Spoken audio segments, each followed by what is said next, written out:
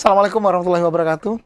Pemirsa Bang Kapos dimanapun Anda berada, jumpa kembali dengan saya Bang Edi di Dialog Ruang Tengah. Hari ini saya benar-benar istimewa karena orang yang selama ini kita tunggu-tunggu akan bercerita panjang lebar masih kaitannya dengan Pilkada Ulang Kota Pangkal Pinang 2025, tepatnya 27 Agustus yang akan datang. Jadi beliau adalah Dr. Mas Agus Hakim.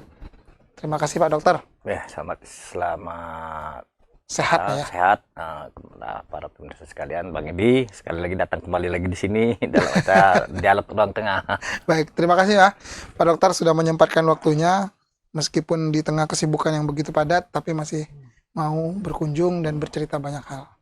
Pak Dokter, banyak pertanyaan yang muncul di publik yang mesti harus saya sampaikan ke Pak Dokter.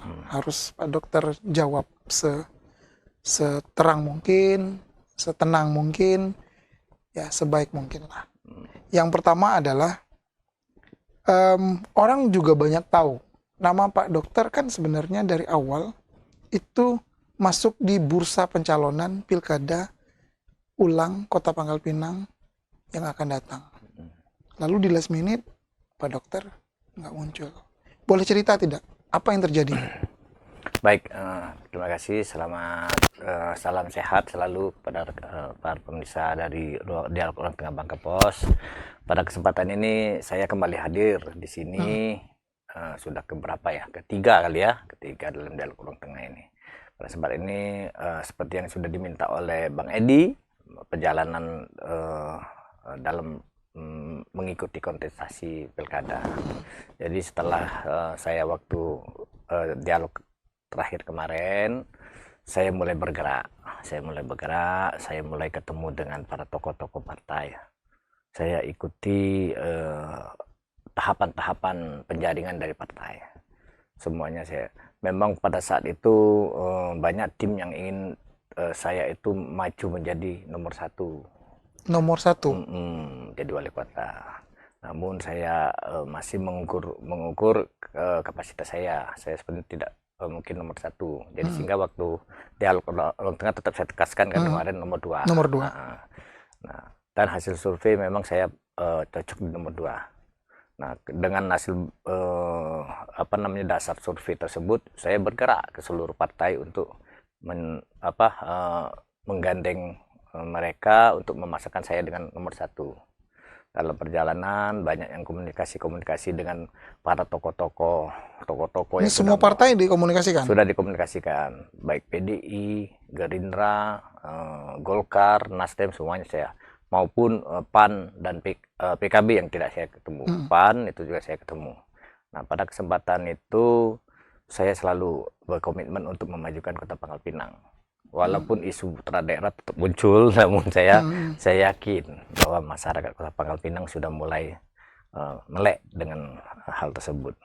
Saya punya modal saya adalah sudah saya bangun Kota Pangkal Pinang ini 4 tahun terakhir, kan gitu, 5 tahun terakhir.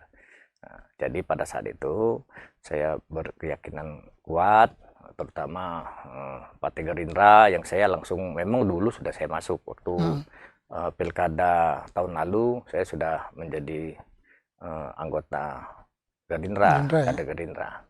Nah, saya terutama fokusnya di Gerindra. Dalam perjalanan tapi respon dari semua partai politik itu terhadap respon partai positif, terutama mereka melihat memang saya belum terlalu tinggi, namun di sebagian partai seperti Gerindra itu saya nomor 1. Saya nomor 1 di Gerindra. Terus juga di tempat-tempat lain juga saya tidak mengecewakan. Saya ada di urutan nomor 2, nomor 3, di survei ini ya? Di hasil survei mereka. Dan mereka juga ada yang memasangkan saya, waktu saya dipasangkan ada survei dari PKS. PKS itu saya terkejut juga. Saya dipasangkan dengan Udin itu hasilnya 24%. Jadi saya pikir, ini cukup bagus ini ternyata ya. Terus akhirnya saya terus berjalan, bergerak. Pada akhir-akhir detik-detik terakhir ternyata sudah mengerucut ke 3 calon dari partai. Satu calon adalah independen. 3 calon dari partai sudah saya lakukan komunikasi baik melalui kawan-kawan yang dekat dengan saya maupun saya sendiri. Akhirnya ya pada menit-menit terakhir tetap saya tidak dapat pasangan. Sehingga di situ saya sudah berserah diri kepada Allah. Inilah mungkin takdir saya. Dari di last minute itu, apa yang kemudian membuat seorang dokter Mas Agus Hakim akhirnya apa ya, kan keinginannya kuat untuk maju, kemudian last minute akhirnya tidak dapat. Apa yang terjadi kemudian di ujung-ujung? Di ujung-ujung itu setelah mengerucut, ada satu pasangan sudah mengikrarkan, mendeklarasikan bahwa dia pasangan dengan seseorang, seperti Basit dengan Ustadz Dede.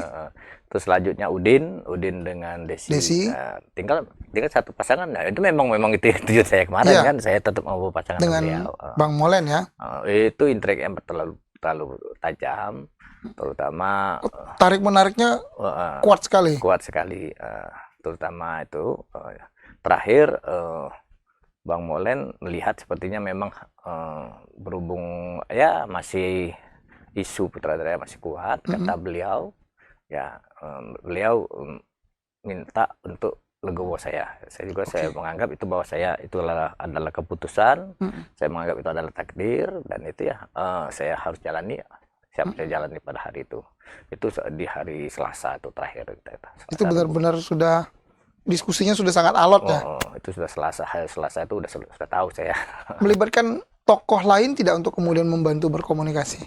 Ya, komunikasi ini banyak membantu tokoh-tokoh, baik itu tokoh dari partai dari nasional, dari DPR provinsi, dari pusat, itu kan itu ada juga tokoh, salah satu tokoh DPR pusat itu turun tangan untuk Ketua DPD Gerindra ikut campur juga kan untuk membantu komunikasi? Iya, itu Ketua DPD Gerindra yang mendukung saya juga. Ketua DPD Gerindra. Berarti Pak Erzaldi turun untuk DPC, DPD, Gerindra siap untuk mendukung. Namun apalah, mungkin seorang dokter Hakim ini mungkin masih belum terlalu dikenal di Pangkal Pinang. Itu yang mungkin menjadi penyebab tidak ada yang Pak Molen tetap tidak. Berarti ini Bang Molennya yang bersikukuh untuk meminta untuk Pak Dokter agar ya sudah begitu ya, jangan Pak Dokter dulu gitu, kurang lebih begitu ya, kan? Jangan tuh mungkin berjalan ya. Oke, akhirnya beliau juga kan yang memilih Zeki? Ya, beliau yang memilih Zeki. Memunculkan nama Zeki? Memunculkan nama Zeki, dia beliau. Ada nama lain yang dimunculkan? Enggak ada. Langsung Zeki? Langsung Zeki. Langsung Zeki. Ketika mengetahui keputusan itu, apa yang kemudian Pak Dokter rasakan? Saya kembali lagi bilang, saya ini sudah ada suatu takdir. Saya juga sebelumnya juga sudah berkonsultasi dengan guru saya, guru agama saya, bahwa semuanya itu adalah Allah semua nanti menggerakkan. Dan juga mungkin ini adalah doa saya itu selalu, ya Allah, jika ini jalan ini terbaik untukku, mudahkan. Jika ini belum untuk saat ini, ya boleh jauhkan dulu gitu. Oke, akhirnya memang apa sedikit saja mungkin ada rasa yang tidak nyaman atau apa, nggak mungkin kan ya, manusiawi kan sebenarnya kan keinginan itu ada dari awal. Ya itu memang ada sih rasa kecewa, namun itu tadi kembalikan kepada Allah. Dan juga saya turut mengantar beliau. Oh iya. Saya kan turut mengantar beliau. Jadi fair itu kita ya, memang ya sudah. Pesan kepada kita teman-teman, jika ada beban itu lepaskan, jangan ditahan bebannya. Nah, itu jadi saya mengantar beliau, mendukung beliau, apapun yang terjadi. Legowo artinya. Legowo untuk itu semua. Berarti sekarang semua sudah selesai, perjalanan pun sudah selesai. Apapun yang sudah diperbuat, apapun yang sudah dilakukan untuk mendapatkan tiket itu, meski tidak mendapatkan, Pak Dokter sudah berdamai dengan itu semua? Ya sudah, saya merasa itu udah mungkin satu jalan hidup saya. Kita udah masuk usia udah di atas 50 ini, udah merasa itu mungkin jalan terbaik. Yang terbaik yang ditetapkan Allah. Kita selalu berkeyakinan, kita kan ada rukun iman ke-6. Iman kepada takdir dan qadar kan. Nah, itu kalau kita tidak yakin, itu berarti kita tidak beriman kepada takdir, qadar dan qadar. Baik. Lalu sekarang ada 4 paslon yang sekarang sedang menjalani proses pemberkasan, ya kan? Masih diperiksa lagi semuanya oleh teman-teman dari KPU.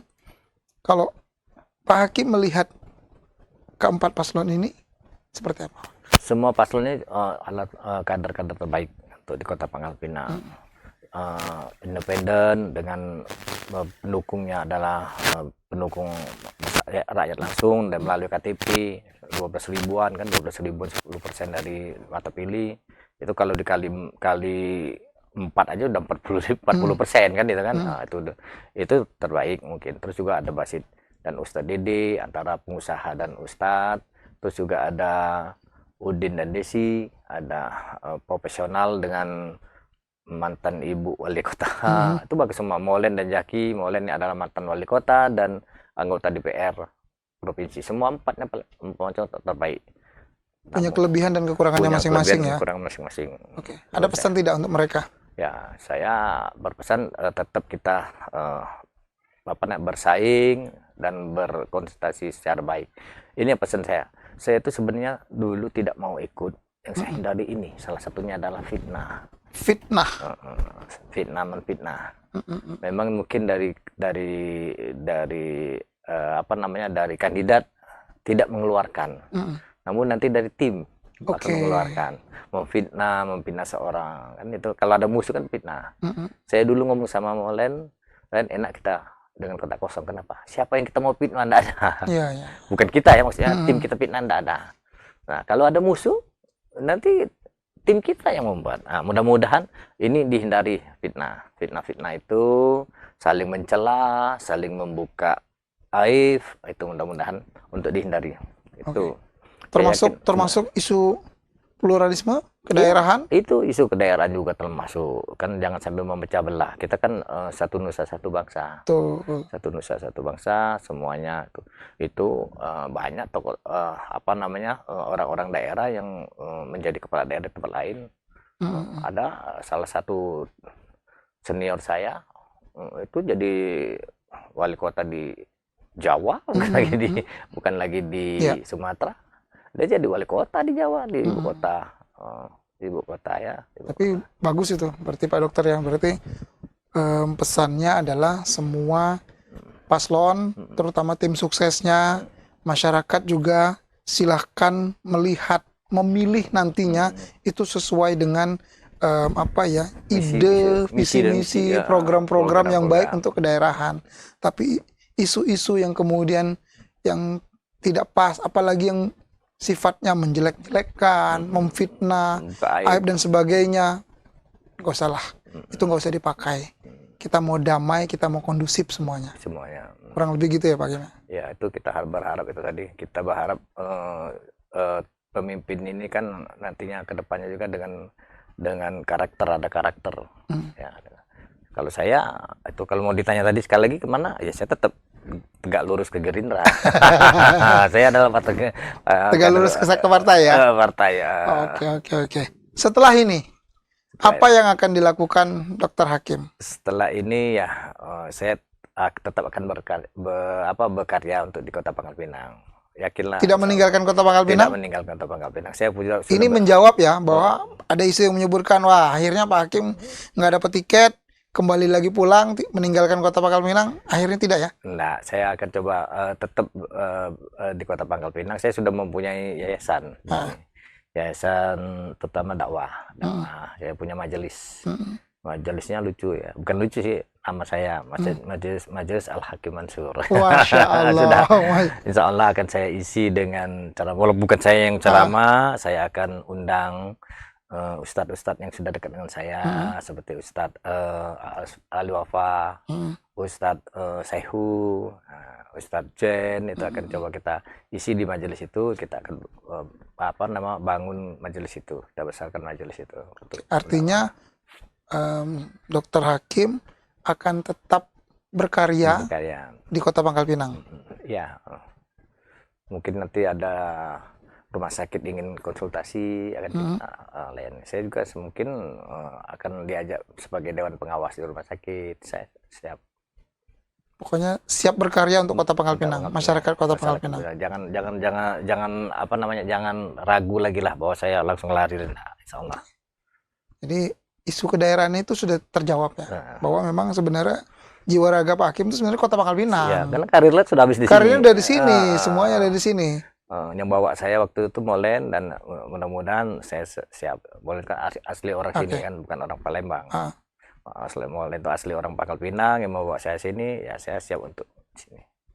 Dan tentunya siapapun sebenarnya yang memang punya ide, program, visi dan misi yang baik untuk membangun daerah, saya rasa isu kedaerahan tidak tepat. Ya kan? Semua saja bisa. Yang penting niatnya memang baik untuk membangun daerah. Siap. Baik. Terakhir Pak Hakim, apa yang ingin disampaikan menjelang pilkada? Ini terlepas dari bendera politik Pak Hakim, tapi saya menyarankan memberikan pesan yang secara umum untuk para paslon, juga kepada masyarakat tentunya yang akan menjadi penentu di 27 Agustus 2025 nanti. Silakan Pak. Baik, terima kasih Pak Edi. Sebenarnya saya tuh kemarin berharap 27 Agustus adalah hari bersejarah bagi saya, karena 28 Agustus ulang tahun saya. Masya Allah. Pikirnya kemarin kalau saya ikut terus menang itu adalah hadiah. Ternyata belum diberi hadiah seperti itu.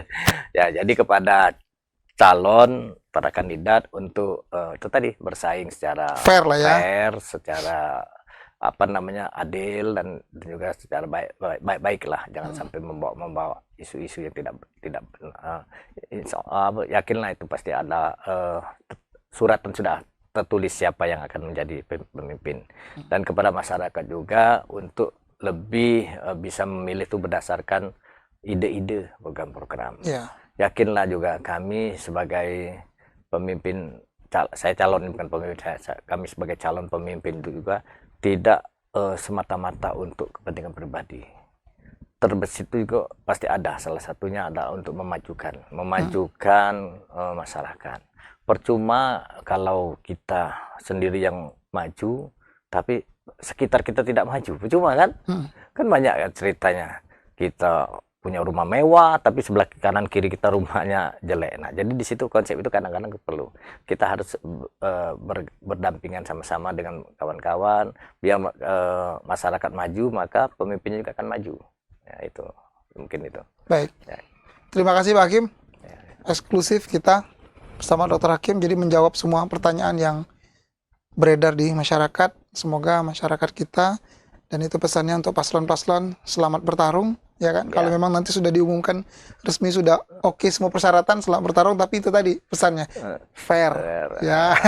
Jangan ada fitnah. Jangan ada dusta. Jangan ada fitnah. Ya, main kompetitif lah. Semuanya sesuai dengan ide dan program baik-baik untuk pembangunan. Sekali lagi terima kasih. Siap, Pak Edi. Pak Hakim ya. Saya tutup. Assalamualaikum warahmatullahi wabarakatuh. Salam Dialog Orang Tengah.